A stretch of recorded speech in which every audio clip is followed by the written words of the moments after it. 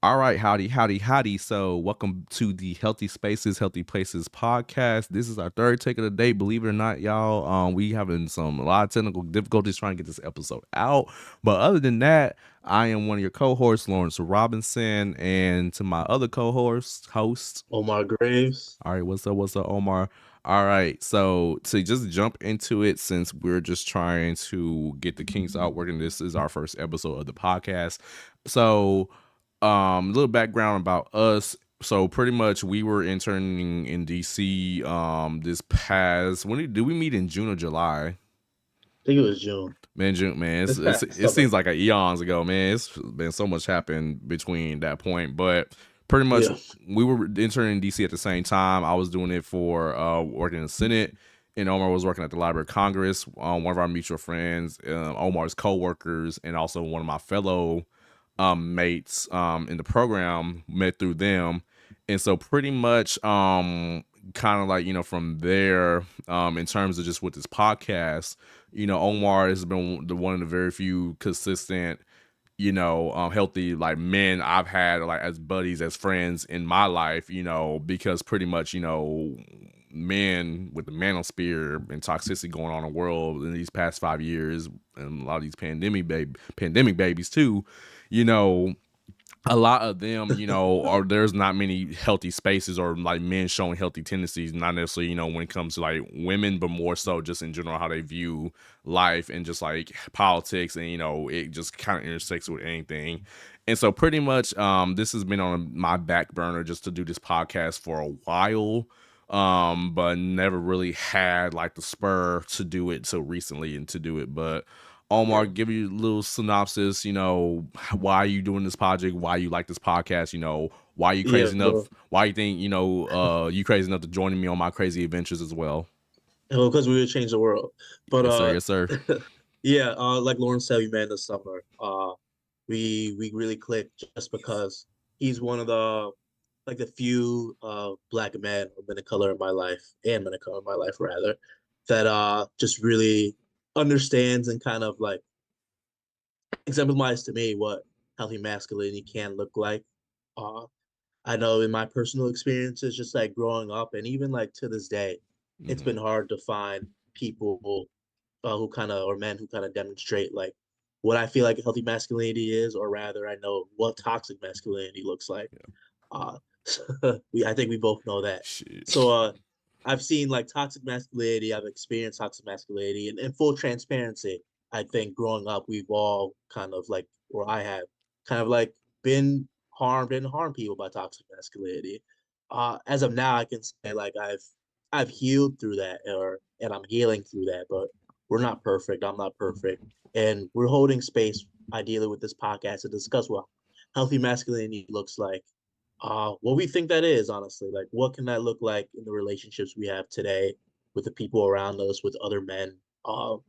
What does this look like when it comes to mental health, when it comes to politics, social services, literally anything in between, even like to gaming? Because Yeah. masculinity is found everywhere. So, what does that look like to have healthy tendencies or practice healthier tendencies? What does masculinity look like? How can we redefine and put that into practice? How can we take care of ourselves and take care of each other? What does that look like in terms of masculinity? So that's my purpose with starting this with my bro here, Lawrence. And I'm sure as we go on, it's we're gonna get into it. We're gonna agree, we're gonna disagree, but we're gonna have conversation, and I think that's a good place to start. Yep. Yep. So I don't know if you had anything to add in, Lawrence. No, that was beautiful. That was beautiful. Now I got much to add.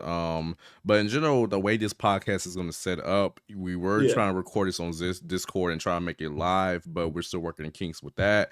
But pretty much there will be a monthly podcast. We'll shoot this on Sunday. I'll get this edited out within the week. And so pretty much this is more designed so for it to be a monthly podcast with little short clips on IG and then little shorts, clips on different topics on the YouTube channel as well.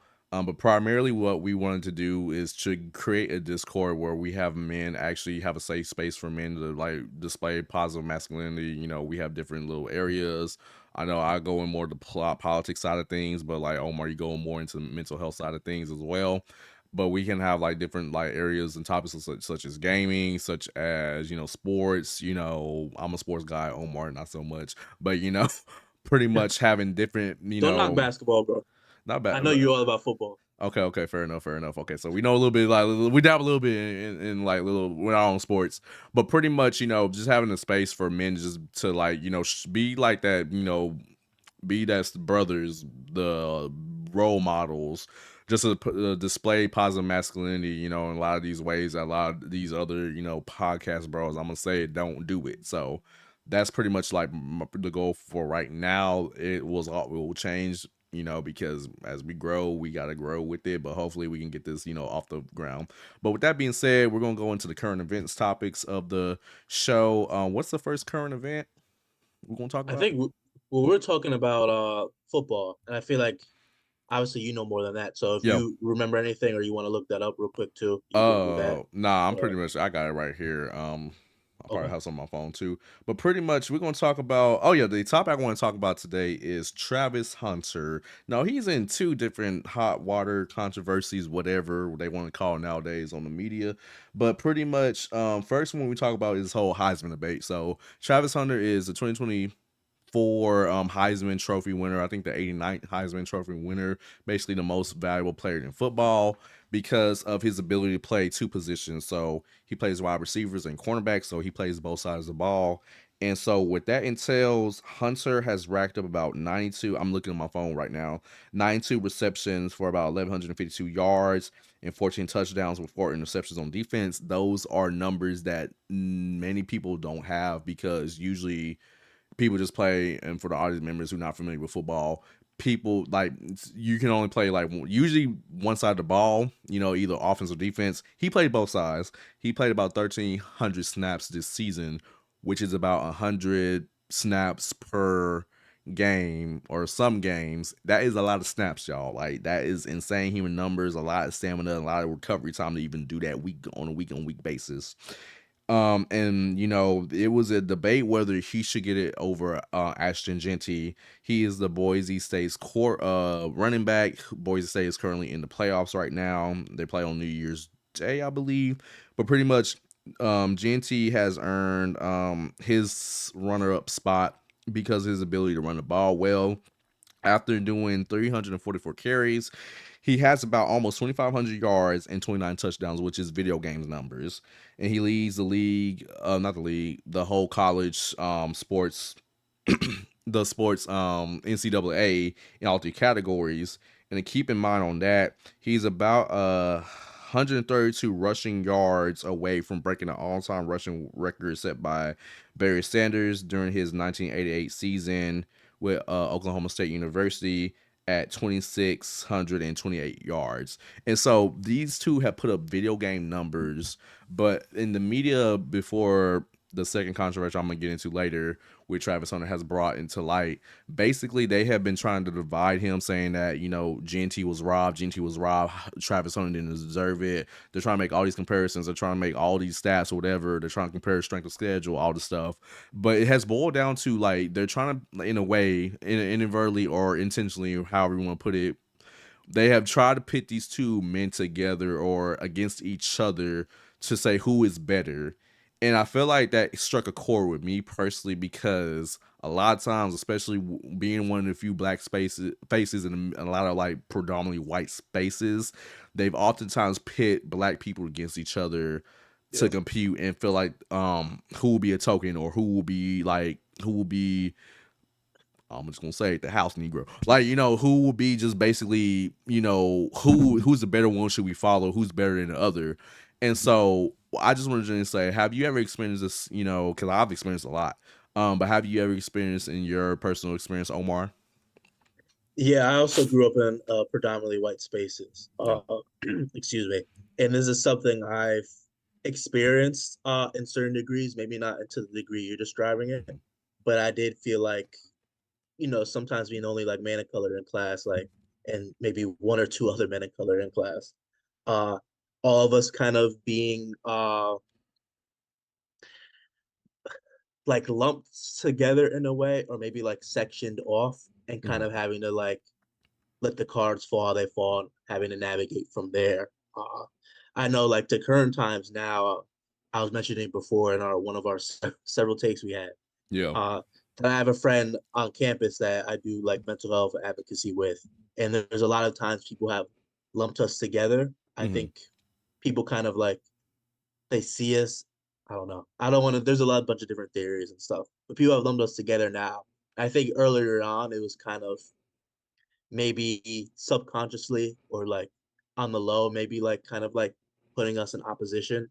But now it's more so that like it's kind of like tokenism is how I see it. That maybe only one person can kind of like be doing some of the stuff that we do, and only one person can thrive, or maybe like it's expected. I'll put that in front of that. It's Yeah. expected that maybe only like one person of color can be uh, in the mental health space, or maybe like excelling at football really well, or maybe one of the few people in like classes to like be a doctor and stuff. It's always like this tokenism that only a few men of color or people of color can do and like achieve. And it's obviously that's not the case, right? Yeah. But it can really be a center of like conflict, whether like consciously or unconsciously. Yeah. Nah, I definitely feel that because I've been in predominantly white spaces since I was 10.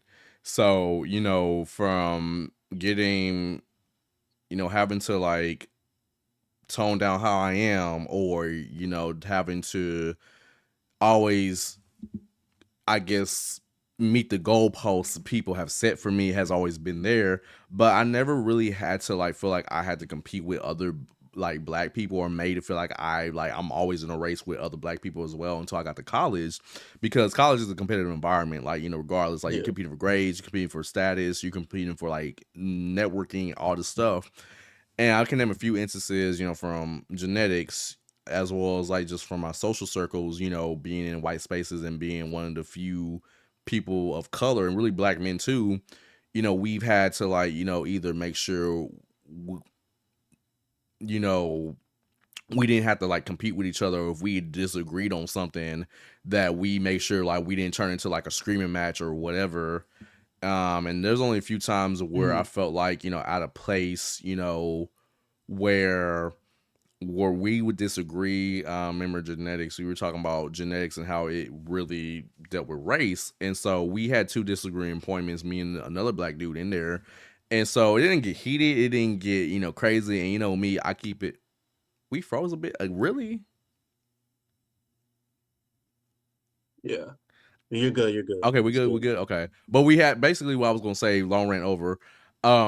It's like we have to like we weren't getting heated, but more so we definitely disagree on a lot of things, and all our white peers just looking around like, oh my god, what is about to happen next, whatever, like a ring match. I'm not gonna say the actual term, but it's just more so it just kind of like with this whole debate with the Heisman, it gets under my skin, because it's just like we have two prolific black men who are doing well at both their positions, probably gonna get drafted high draft picks, really. But really it's just more so, it's just annoys me and grind my gears that it just like people just like making about like, instead of celebrating like, hey, Travis won a Heisman, they're using many different things to dismantle his legacy, to dismantle his like achievements, saying like, oh, he's not gonna do well in the league, he sucks at both positions, he like, this is just Deion Sanders, just paying his way to get the reward, and just saying, and trying to make, and like one of the Texans was trying to use GNT to pit them against each other. So Yeah.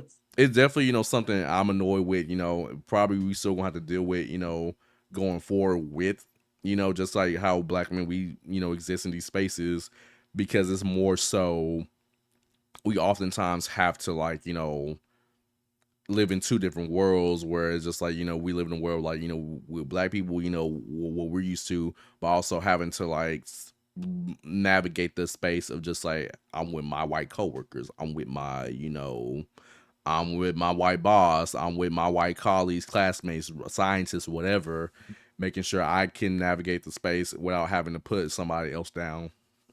Yeah. And I feel like you can speak to like your experience in like Texas and going to college, but like once you go to like university and stuff, I think the idea of like diversity, equity, and inclusion is like so exemplified, right?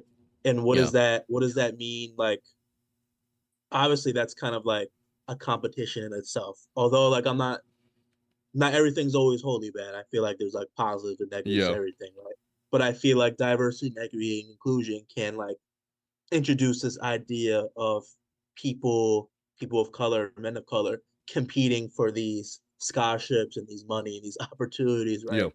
But for some of these people, like this is like survival, right? And like just think about like who's kind of like dangling like all those resources and those opportunities in front of us. Um, I feel like that's something I'm always, as of lately, just being mindful of. Hmm.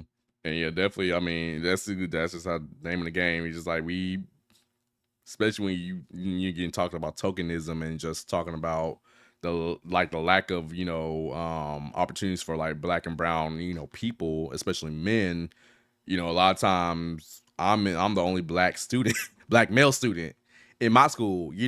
Just like getting my MPH with us Yeah, less than 3% in the nation, like 3%, less than 3% of MPHs are held by black men.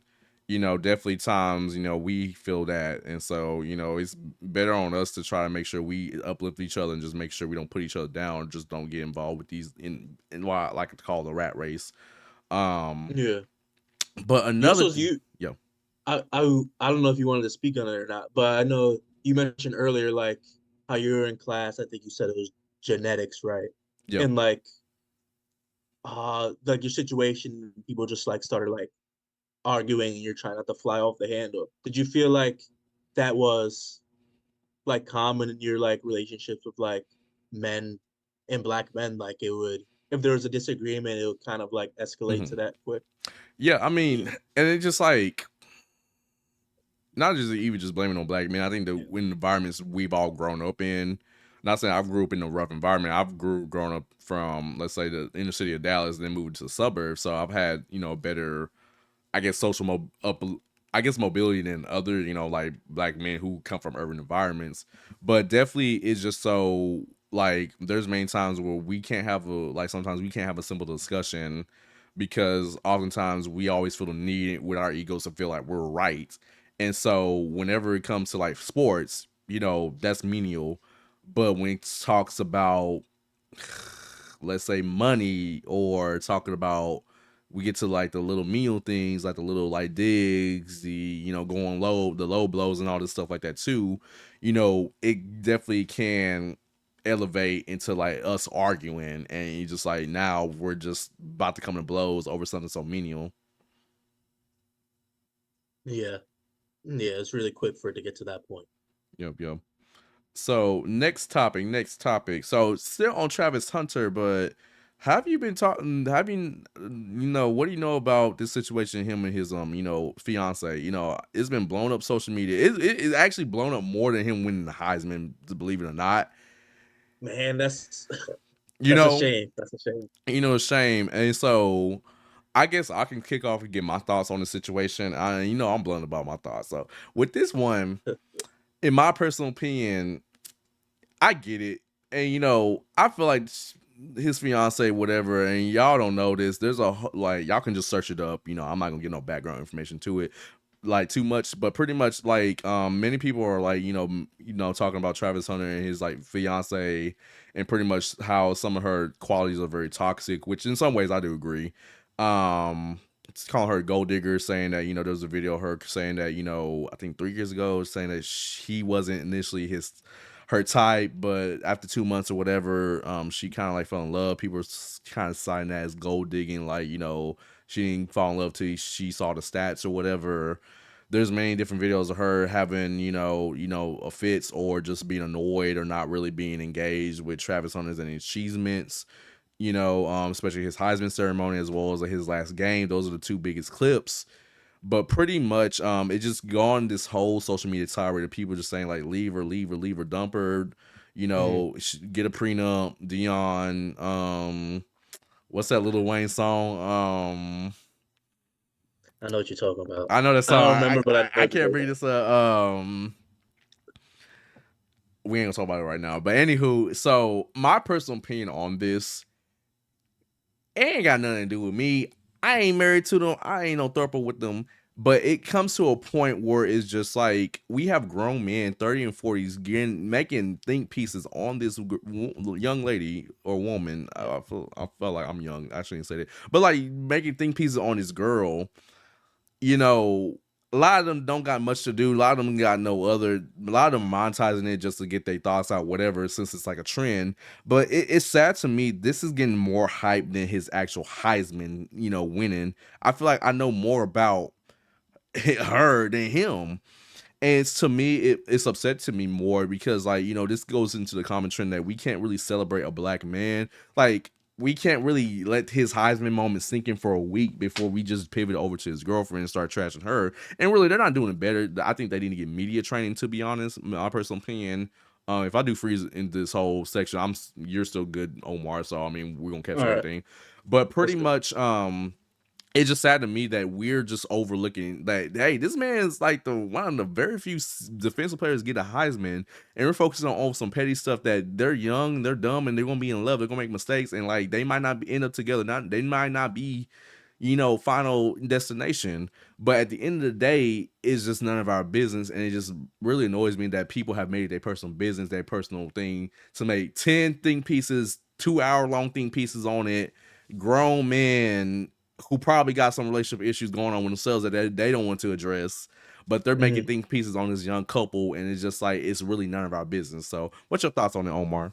Yeah, yeah, no. There's like a lot of stuff there. I think first and foremost what sticks out to me is that these think pieces, I don't know like if they're like men of color, like I'm assuming some of them are men A of lot of color them kind are of black talking men. about it. Yeah. But I think there's just a lot of this there. I think the first thing that sticks out to me is just like the trashing on like a woman of color. Yeah, And how I feel like, we're so quick to like trash on a woman of color, even without there may be like video proof and stuff. And I'm not saying like, gold diggers aren't real or, the situation may not be true to this specific to the situation, right?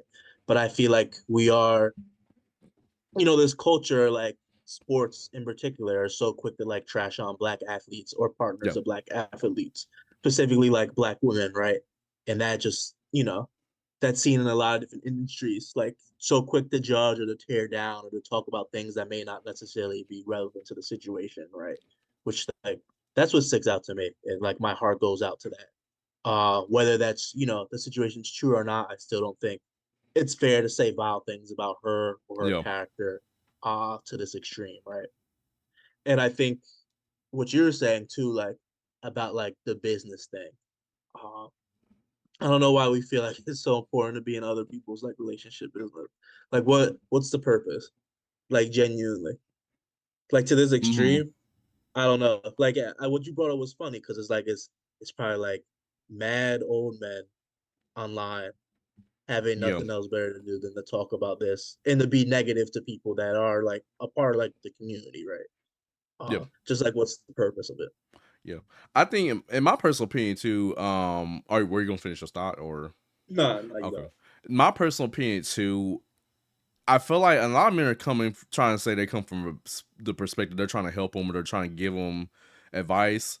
Then go text this dude, go find his number, go reach out on social media like, hey, let's have a one-on-one conversation and just do this. Why are you making right, whole think pieces? Yeah, why are you making whole think pieces? Put airing their business out. Well, I mean, they air their own business out, let's just be honest. But why are you making whole think pieces about this man, young man's relationship? It's more so they're just displaying, I guess, their dislike or hate for her rather than trying to be helpful with the situation. Because I know with my family, right, if there's an issue, we're gonna pull you to the side like family business, and you just pull you to the side and just keep it between the family or keep it between one on one. We're not gonna make it out everybody's business. That's how you handle stuff, like not as really as men, but as functioning human beings. And it's just so sad. Like this is all being aired out online. Granted, Travis and his fiance, I don't know her name. I feel like I don't want to call just like the title. I really need to get her name. But like no one's doing that to pulling them to the side. Granted, they need to get media training, but that is more fruitful for them. Just pull them aside, tell them to stop putting your business on social media. Whatever issue y'all got, go to marriage counsel, go to marriage therapy, whatever. Dion need to get the phone. D, if I'm being honest with you, like Dion need to get the phones away and just like take away from them and stop getting on social media, take a social media break. But it gets to a point where it's just like what we're not really doing nothing to really provide value to the situation. It's just people trying to like, feed off the drama, get some clicks, get some money off of it, and then Right, go on right, to the right. next topic. And it just really like annoys me the most because, like I said, I like Travis Hunter was my pick for Heisman. I think him being a two-way player, him being a like cornerback, wide receiver, he probably will be one of the top five, if not the overall first overall draft pick of this draft. And a lot of that is being overshadowed, not just necessarily by their actions as a couple, but just people are just running with it. And they're making the excuse, well, if they're posting about it, then that's their fault. No, there's two to tango when it comes to making a controversy, like the people who put it out there and the people who run with it and feed off it and expose it and spread it. And I'm not, like I said, and your point too, I'm not necessarily saying like, Yeah, on her side really, because there's a lot of toxic qualities that she might have. And if this was a dating podcast, which is we will talk about dating topics, but we're not fresh and fit basically. But pretty much, no, if like I think there should be talking about dating and stuff like qualities one in a woman, like all that, whatever, that could be a whole Valentine's Day fest special, whatever, bring up guest co-stars. But this is not what this is. And it's just like I'm not gonna sit up here and just like drag this girl and just like tell her like, oh, she's not wife material, she is side piece or whatever. That's right. just, it's not productive. But it's more productive to get him to the side, coach him on the game of life, and just be like, hey, she might not be the one, but that's up to you, to just your decision. And I think we just lost a plot with this. And now Travis is more defensive because now everybody just trying to trash his fiance. He got to go in Papa Bear defensive mode, just make sure she good. And it's not really getting like a bridge to where we can actually get some productive, conversations going. Right, yeah. I mean, like you said, it takes away from him his accomplishments in football, right? And it's also unfair to her, and it just like plays into stereotypes about like women of color. You're freezing a little bit, but I might be You good. good, you good, you Like good. it plays in the stereotypes of like I'm good, You're good.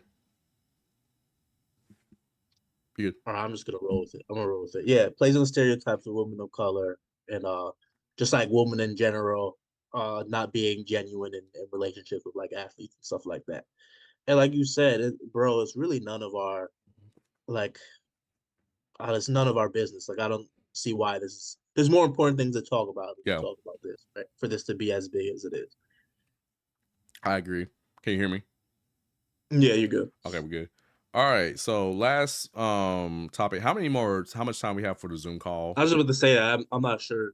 Probably like 15 to 10 minutes left. Okay, we can make this a 5 minute, topic, then we move on to the big piece of the day. So pretty much the next topic I want to talk about is the Jordan Neely case. Now, I know we both been following this case with Daniel Penny for a minute, but to give the viewers a synopsis, basically as I read through my phone, on May 1st of last year, in New York City, Jordan Neely, a 30-year-old homeless American man, was killed or unalive after being put in a chokehold by Daniel Penny, a 24-year-old United States Marine Corps veteran, for 6 minutes.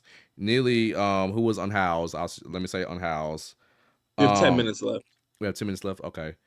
Neely, who was unhoused, was reportedly agitating and threatening passengers, but not being violent with a deadly weapon, per se. He was just more so like, you do what you've seen unhoused people, like, just being agitated and just like, maybe causing a scene, but was subdued by Yeah. Penny, put in chokehold, and Penny was found recently not guilty of criminally negligent homicide, and a charge of second degree manslaughter was dismissed as well.